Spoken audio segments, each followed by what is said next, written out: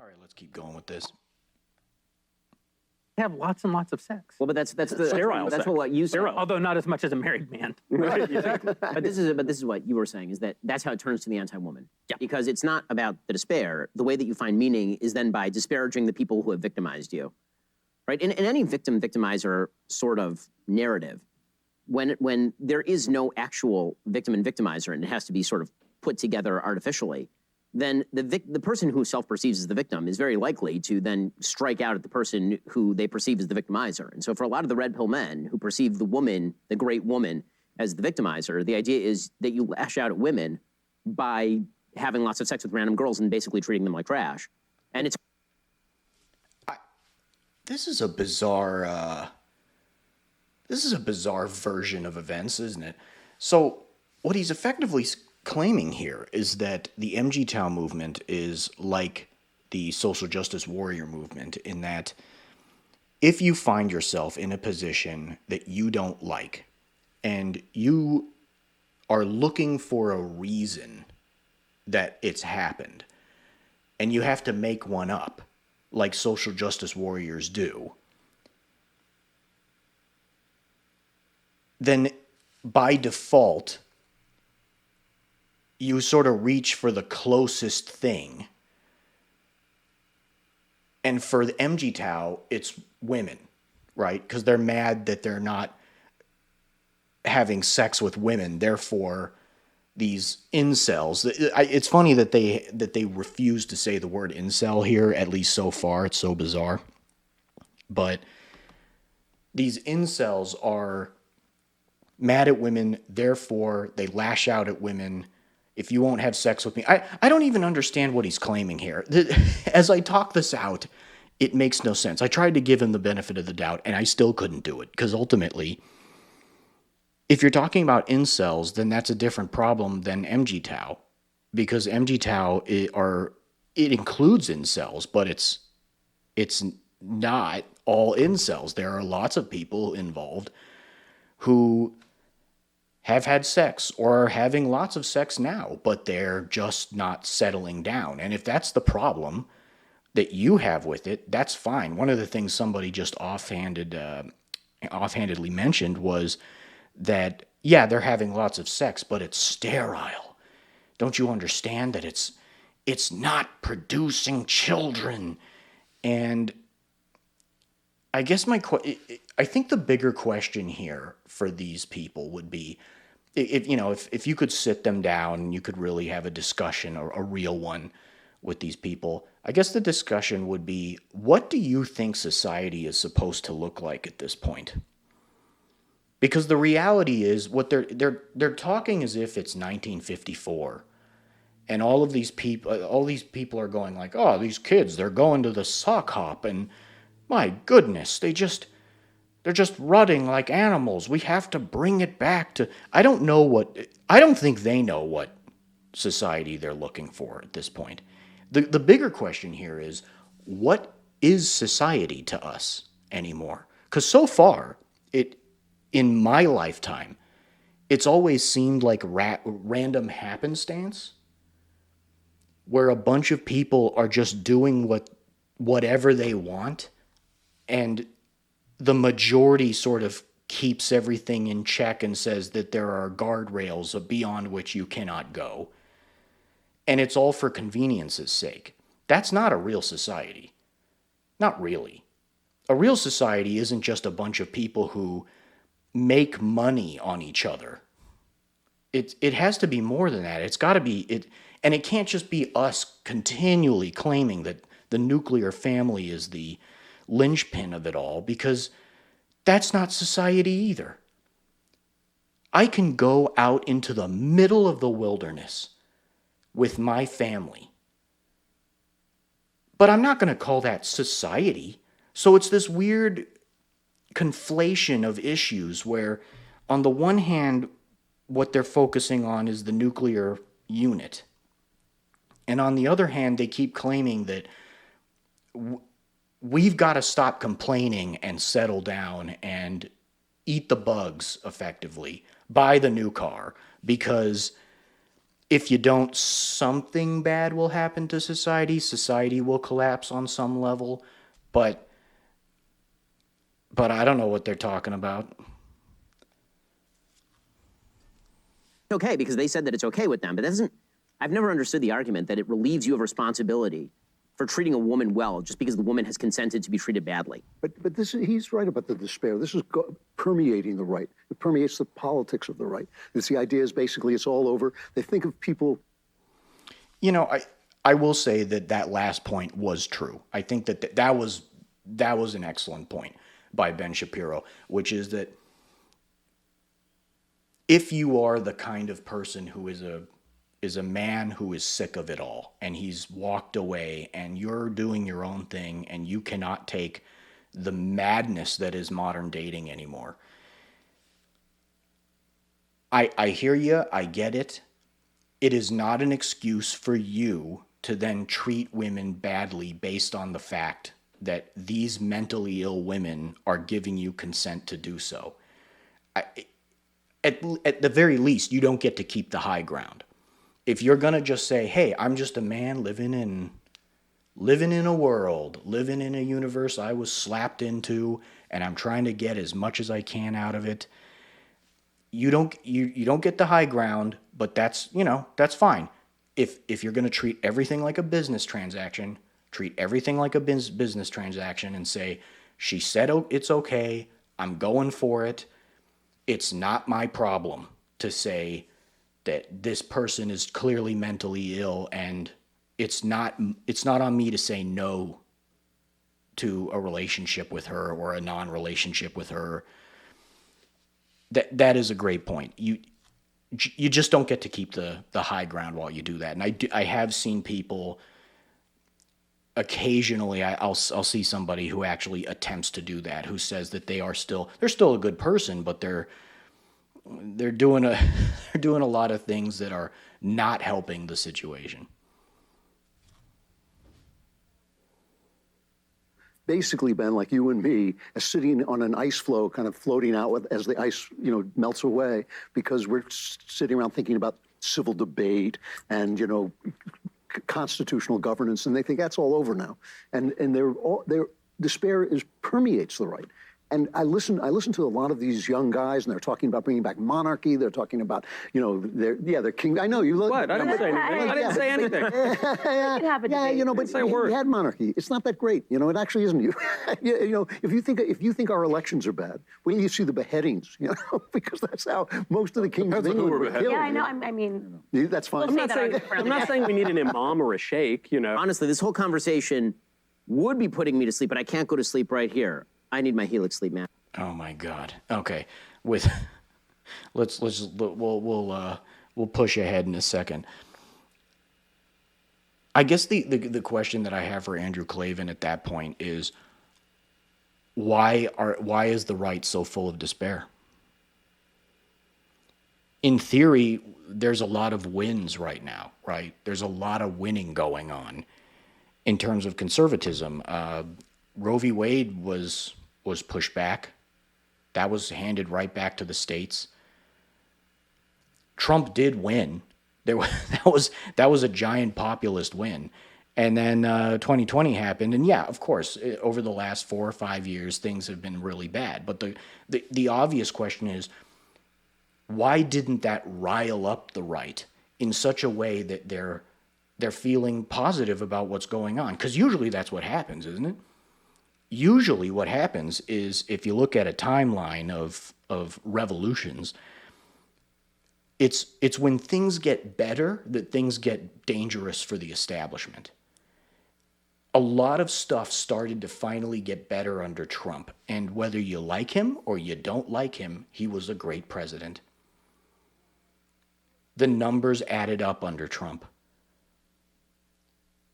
And what happened is, conservatives everywhere, and really, I mean, honestly, there were a lot of moderates as well, finally started to breathe a sigh of relief and say, oh my God, maybe this is finally turning around. And then the pandemic happened. We had a lot of explosions start to happen right around the 2020 election, some of which were absolutely foisted upon us by unseen hands. And usually what that means is not only was conservatism as a whole starting to win back some ground, enough so that it actually became dangerous enough that there were conspiracies afoot, Andrew Klavan, there were conspiracies afoot, were there not, to push for violence in this country? Which means that we were a threat. We were a threat to the establishment. And yet, for reasons unknown, conservative leaders everywhere kept calling for moderation at a time when they should have been calling for radicalization. The Daily Wire was a part of that. The Daily Wire, people like Ben Shapiro are still really anti-Trump for reasons that are, at this point, unclear. Unclear. Why would you still be anti-Trump at a time? I know I saw a recent video of Ben Shapiro saying that he would vote for Trump over Biden, but it was surprise, surprise. It was in context of the Israel conflict. I see. Okay. Alrighty. Okay, let's skip ahead here through this commercial.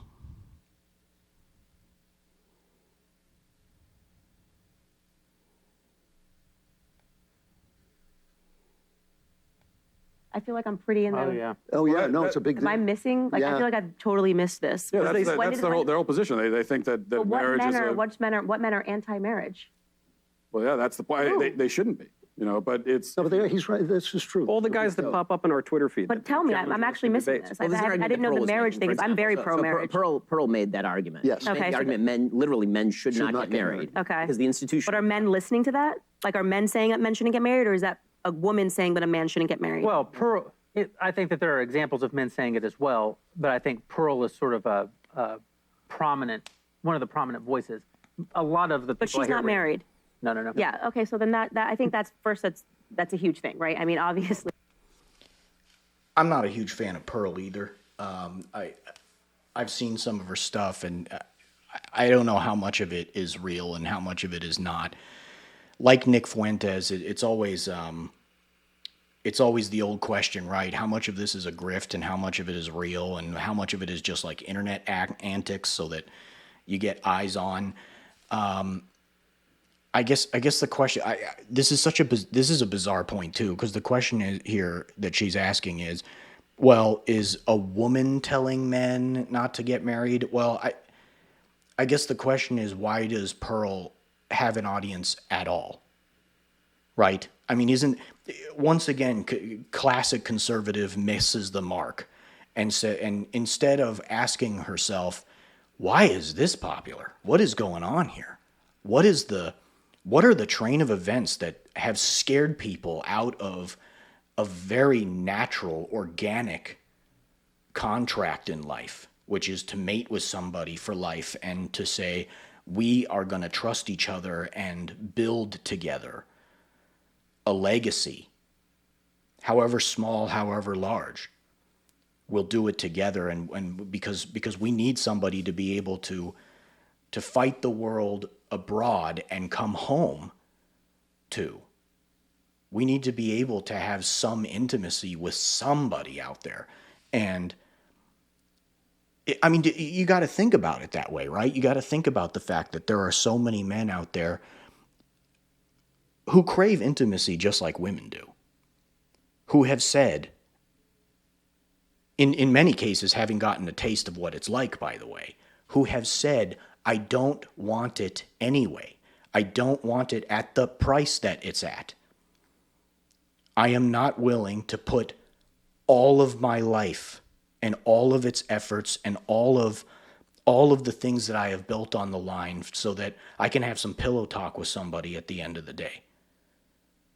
if what it means is at any given time, somebody can get bored with me and decide they want half my stuff, they want the kids, and they're out.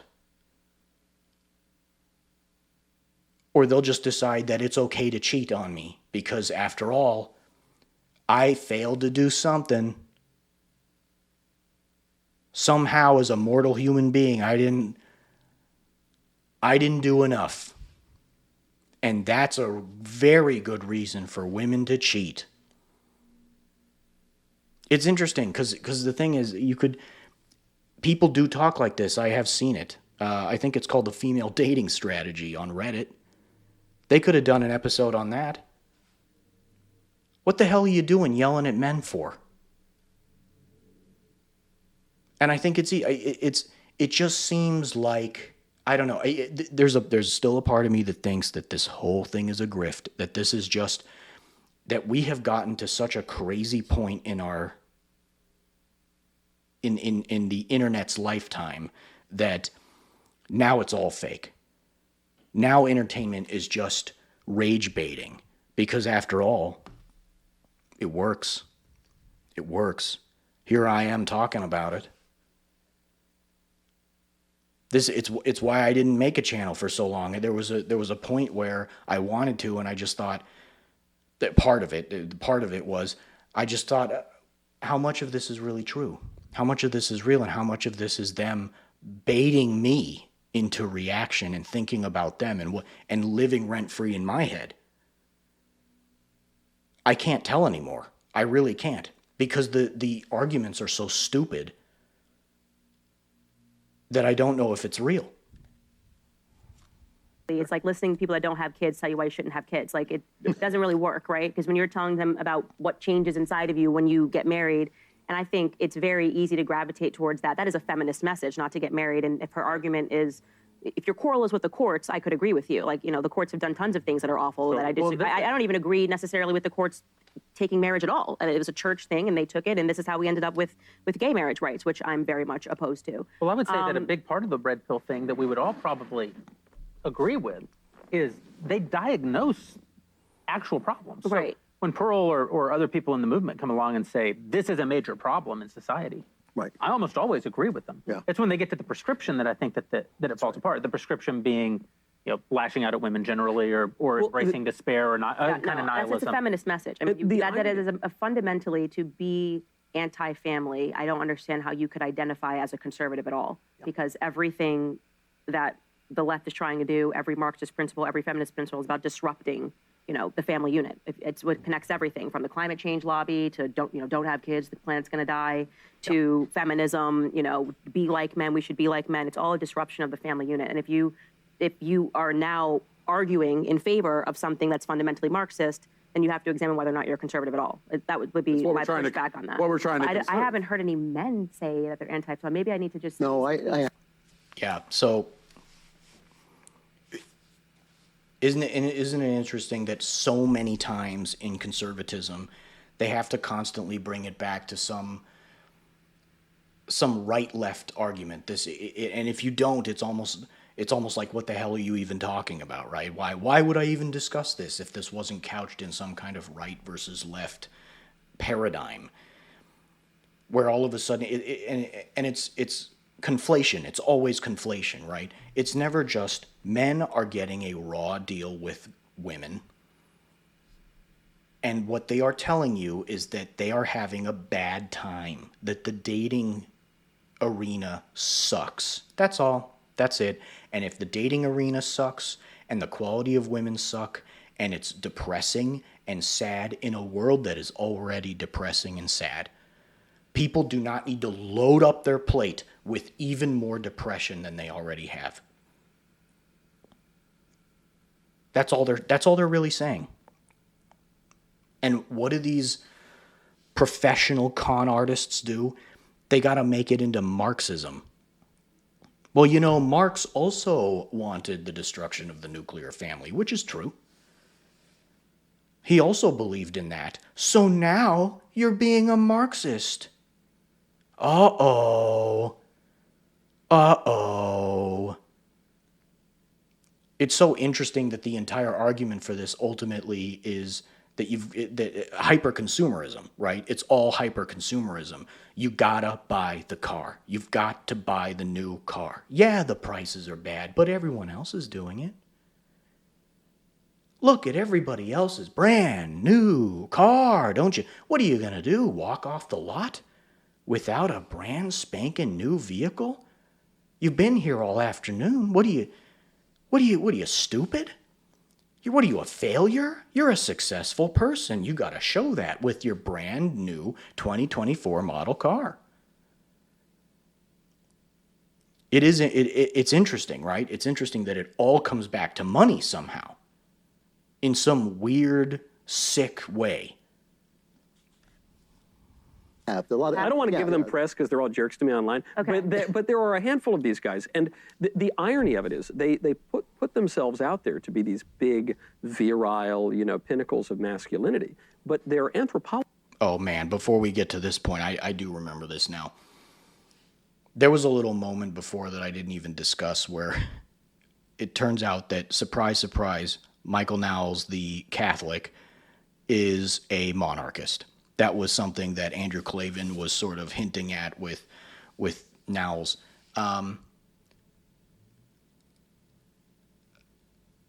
Hamilton was a monarchist. I guess that it's not that not all founding fathers believed in a full-blown republic.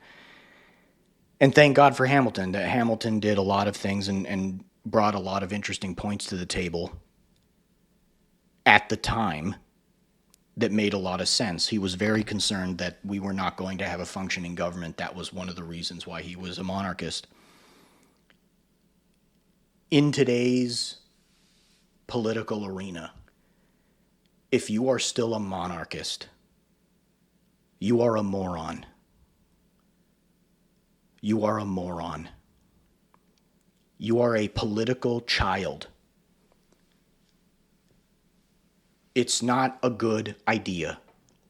And I wish it bothers me a lot that Christians still believe in this. I don't want to get into this in this video in particular, but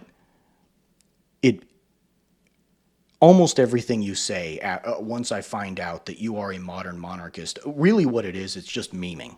It's just memeing. It's memeing at each other. Right? There is a Catholic sense that hierarchy is something that we should see everywhere because it works for the Catholic Church. Has it? How's the Vatican doing? How's the health of the Vatican lately? Did one of the popes or did not one of the popes say that Satan had entered the church?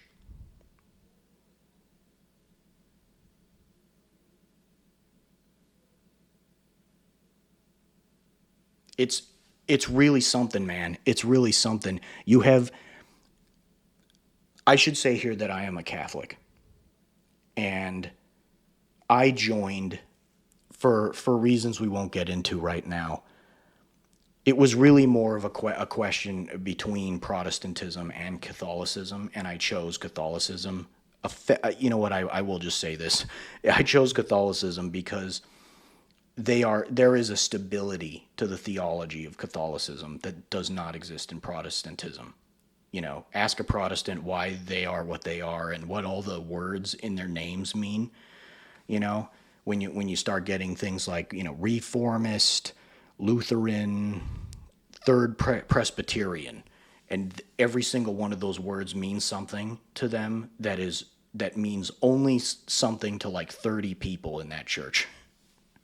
And it really does get out of control. It gets out of hand. And so for the stability of it, and I wish a lot more Protestant Christians were Catholic. I think that we're really, as Catholics, we're missing the Protestant voice in Catholicism. And a lot of people who would join the Catholic Church but find themselves, like myself, frankly, culturally more Protestant, don't end up joining the Catholic Church, and then we lose that voice. We lose that voice in the church. But honestly, I mean, I joined after the pedophilia scandal. And to me, the reason I could do that was because I split the difference between what was happening politically in the church and how pedophilia was allowed to happen and how the abuse was allowed to happen culturally in the church and the theology of Christianity. I am a follower of the theology of Christianity. But it's time for us to be big boys and start talking in deep ways about how the church has failed, that your concepts of hierarchy are foolish, necessary, but foolish to want everywhere. The concept of hierarchy in a religious sphere makes a lot of sense because what I was saying when I joined the Catholic Church was, you know, I'm never going to be able to spend my life studying scriptures the way that other people do.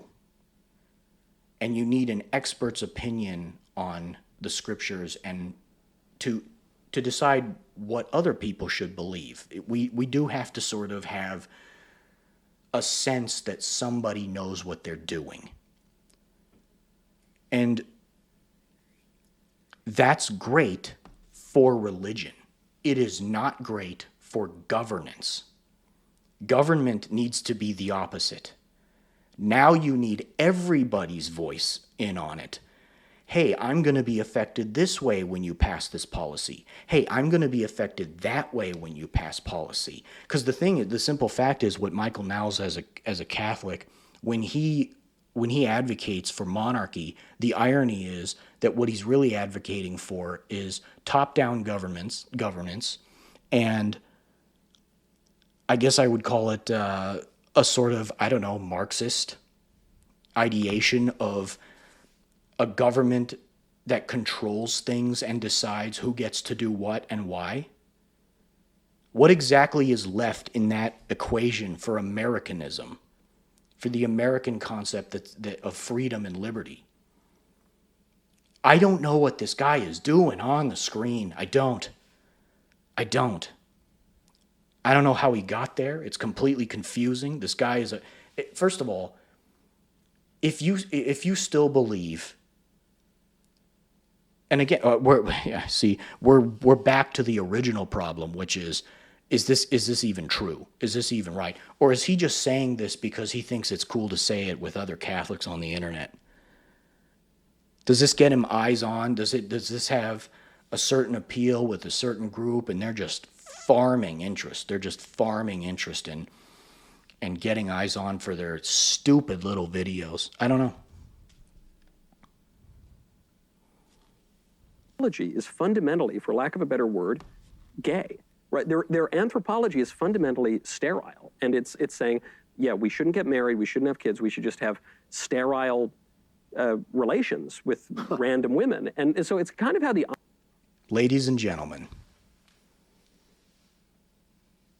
if men have lots of sex with women, they're gay.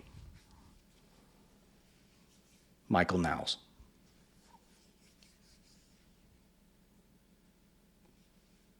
Are you?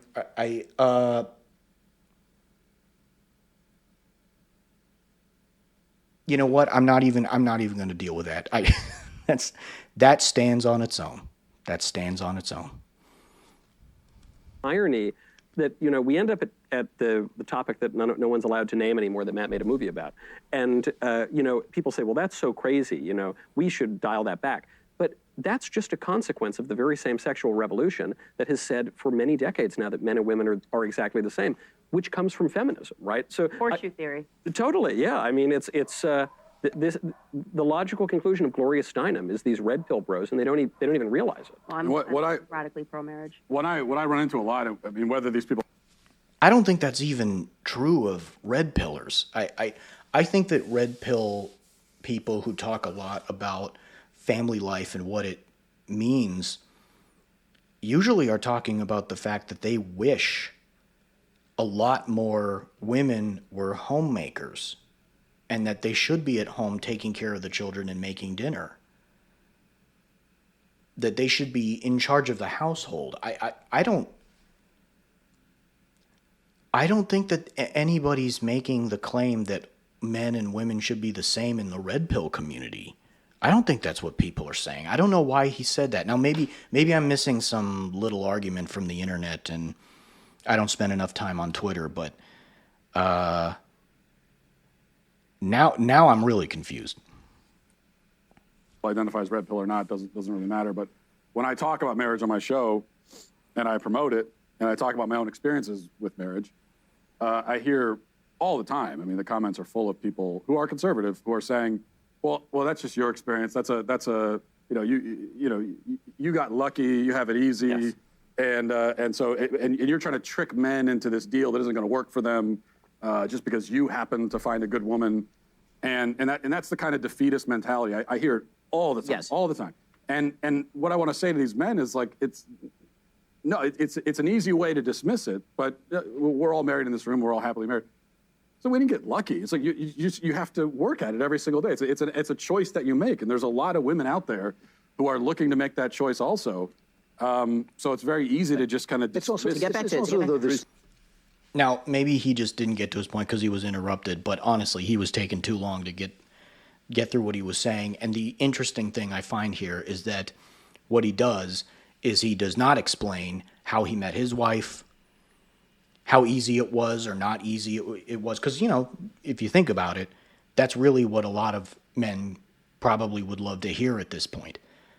One of the easiest ways I would say, just off the top of my head, to find a woman like the red pill is attempting to find is to join some kind of youth group in church, something like that. So, often churches will have groups for, like 25 to 35-year-old about people who are looking to find a wife.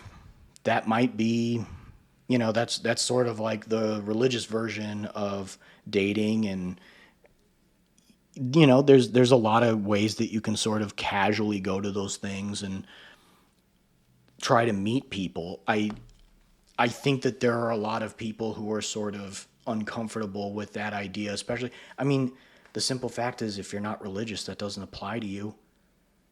And there are plenty of people who just, they're not religious, or they're the wrong religion or something like that, and they just, you can't, what's the argument there, Oh, well, just become a Christian.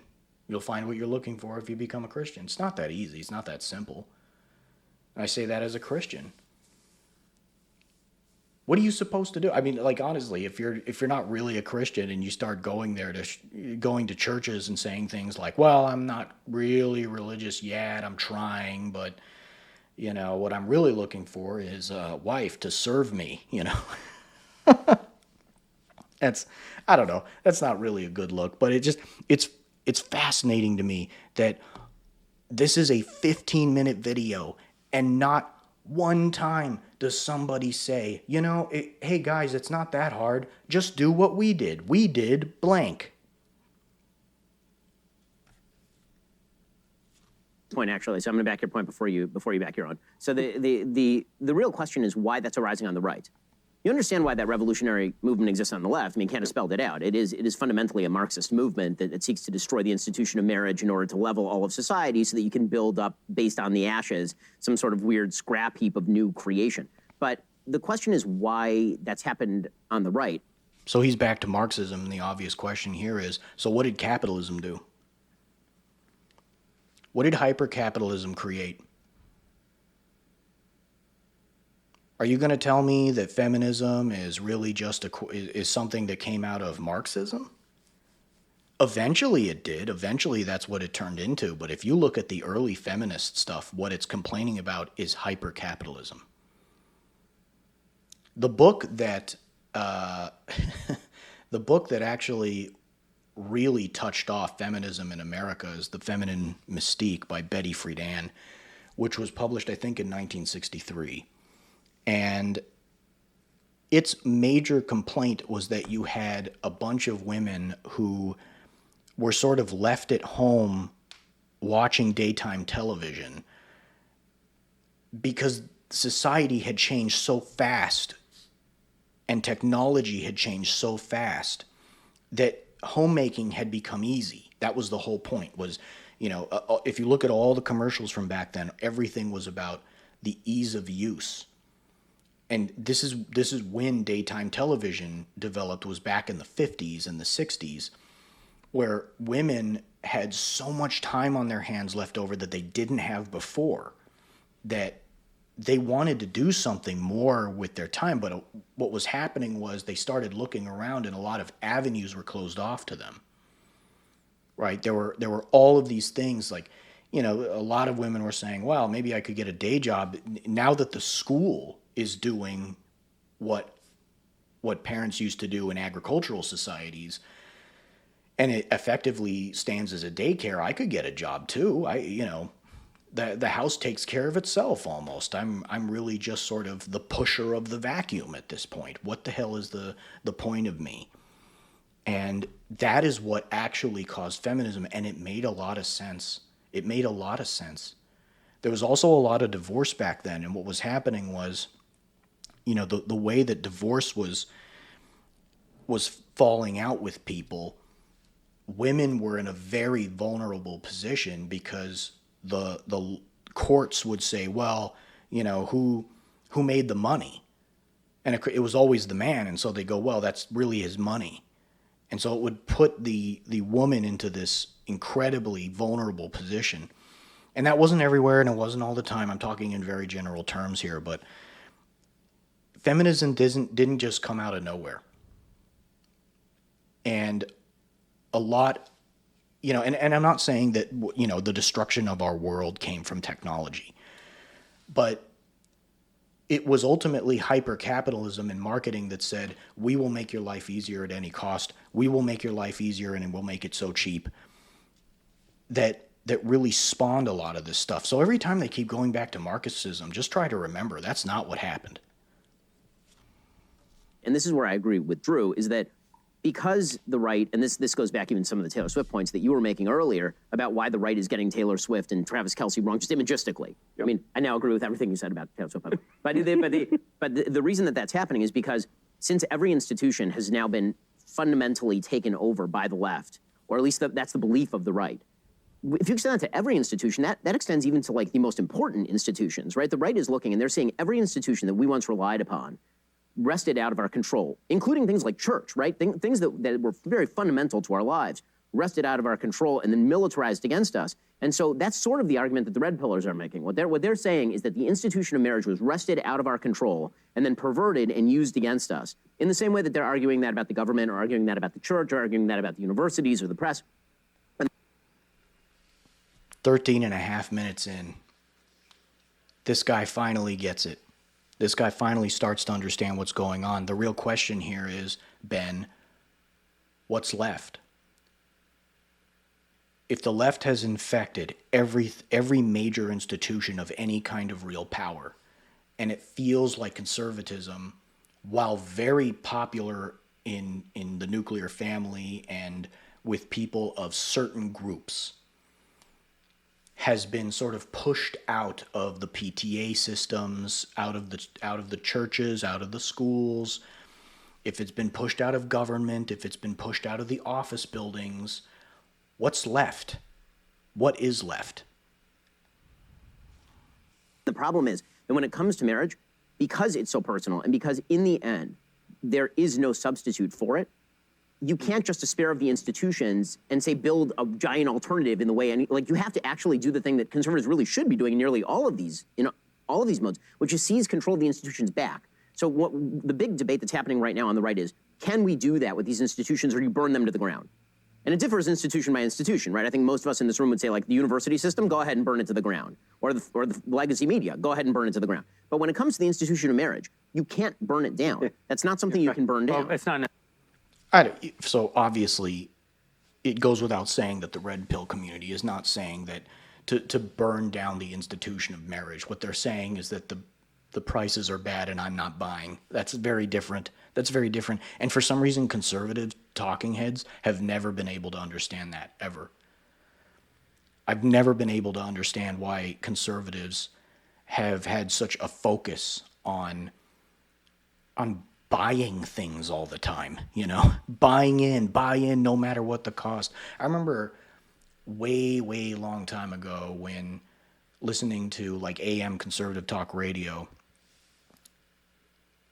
boycotts had started to become kind of a big deal around, you know, sometime in the early 2000s, like around, you know, we're talking like anywhere from 2000 to 2005 or 2006. That was really when finally boycotts had become a thing.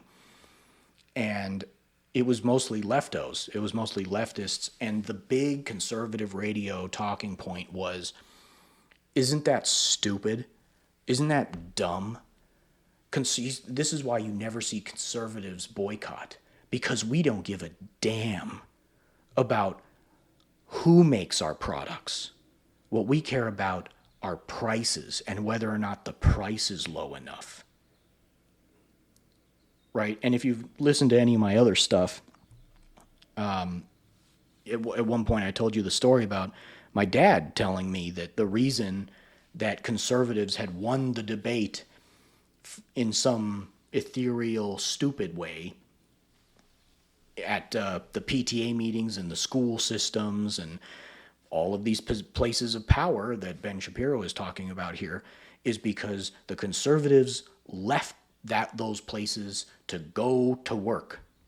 See, we went to work and we made the money.